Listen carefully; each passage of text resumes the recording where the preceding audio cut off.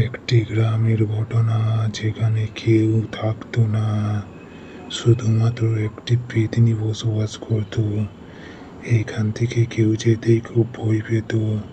সেই পেতনিটি আজ হঠাৎ রাস্তার পাশে এসে দাঁড়ালো, কেউ যাচ্ছে কিনা তা দেখার জন্য।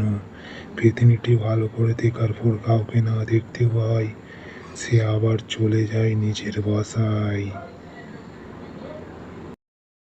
একটি লোক যাচ্ছিল ওই গ্রামের পাশ থেকেই, এবং তার সাথে দেখা হয় তার বন্ধুর। এবং বন্ধুর সাথে দেখা হওয়ার পরে বন্ধু বলল, কি গো রামু কাকা, কোথায় যাচ্ছ? আরে ওই বাজার যাচ্ছিলাম মার্কেটিং করতে। আচ্ছা ঠিক আছে, যাও তাহলে। আচ্ছা ঠিক আছে, আমি আসছি বাজার থেকে। ব্যাস, এই কথা বলেই সে চলে গেল লোকটি।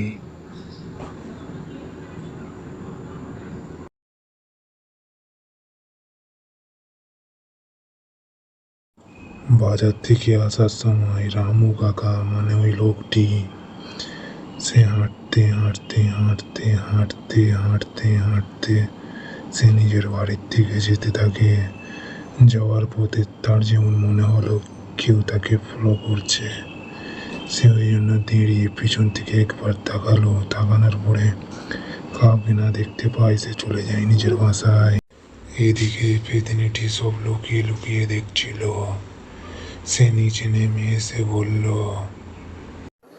আজকের মতন তোকে ছেড়ে দিলাম, কাল দেখতে পেলে তোকে জ্যান্ত গিলে খেয়ে ফেলবো।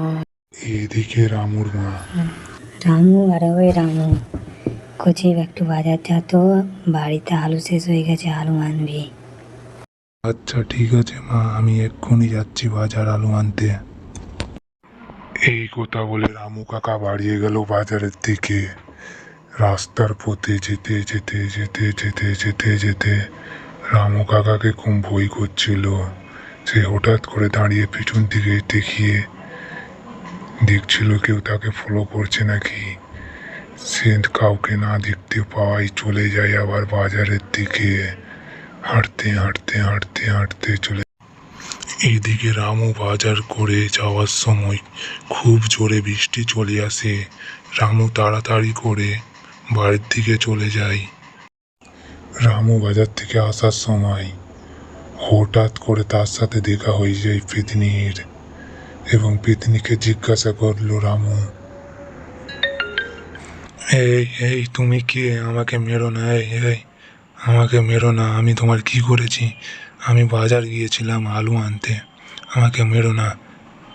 মারবো না মানে? তোদের মতো মানুষকেই তো আমি মেরে রক্ত খাই, মারবো না তো আমি খাবো কি? দয়া করে আমাকে মেরো না, অন্য কাউকে মেরে খেয়ে নাও, আমাকে ছেড়ে দাও, আমার ঘরে ছোট ছোট বাচ্চা আছে। তোকে ছেড়ে দিলে আমি খাবো কি? তুই তো আমার খদ্দের, আমি তোকেই খাবো। আমি একজনকে চিনি, তার রক্ত অনেক সুস্বাদু, তাকে আমি কাল নিয়ে আসবো, তার রক্ত খেয়ে নিও, ঠিক আছে? আচ্ছা তাহলে ঠিক আছে, কাল মনে করে নিয়ে আসিস, মনে করে। আচ্ছা ঠিক আছে, পালারে রামু পেতনির কাছ থেকে তাড়াতাড়ি। এই বলে রামু চলে গেল, আর পেতনিটাও চুপ করে দাঁড়িয়ে রইল। পরের দিনকে রামু সে তার বাড়িতে বসে চা খাচ্ছিল।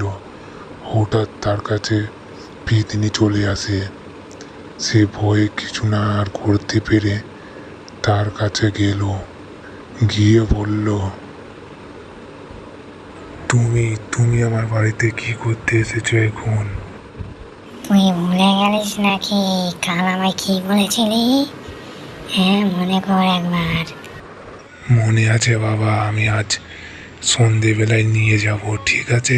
তাকে তুমি খেয়ে নিও, শুধু আমাকে ছেড়ে দিও। মনে করে নিয়ে আসিস কিন্তু, না হলে আজ রাতে এসে তোদের সবাইকে গিলে খেয়ে ফেলবো, বলে দিলাম কিন্তু। বেশ, পেতনিটি এরকম করে রামুকে ধমকি ধামকি দিয়ে চলে গেল নিজের বাসার দিকে। এদিকে রামু হেঁটে হেঁটে যাচ্ছিল পেতনির কাছে, এবং কিছু মনে মনে ভাবতেছিল। হঠাৎ তিনি দাঁড়িয়ে বলল, না, এভাবে আর হবে না, পেতনিটার কিছু না কিছু একটা ব্যবস্থা করতেই হবে। আমি এক্ষুনি যাচ্ছি পেতিনির কাছে আর পেতিনির ব্যবস্থা করছি। বেশ, এই কথা বলে চলে গেল রামু পেতিনির কাছে। বেশ, রামু এইদিকে চলে আসলো পেতিনির সাথে দেখা করার জন্য। বেশ, পেতিনি এসে বলল রামুকে, তুই যে বলেছিলিস একজনকে নিয়ে আসবি, আমি তাকে খাবো, সে কোথায়? কাউকেই তো আমি দেখতে পাচ্ছি না, শুধু তোকেই দেখতে পাচ্ছি। আমি কাউকেই আনিনি। তোর যদি মরার ইচ্ছা না থাকে তুই এখান থেকে এক্ষুনি পালিয়ে যা বলে দিলাম। হ্যাঁ, তুই আমাকে ভয় দেখাচ্ছিস? তোর এক্ষুনি ঘাড় মুটকে খাবো দেখবি। চুপ কর, একদম চুপ কর। এক্ষুনি গুলি করে, না হলে মেরে দেবো কিন্তু।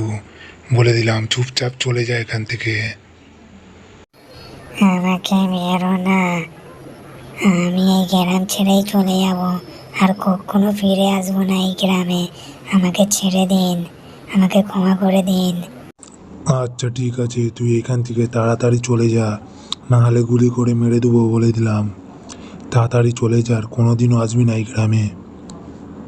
আচ্ছা আচ্ছা ঠিক আছে, আমি এক্ষুনি চলে যাচ্ছি, আর কোনোদিনও আসবো না এই গ্রামে। বেশ, গল্পটি এইটুকুনি ছিল।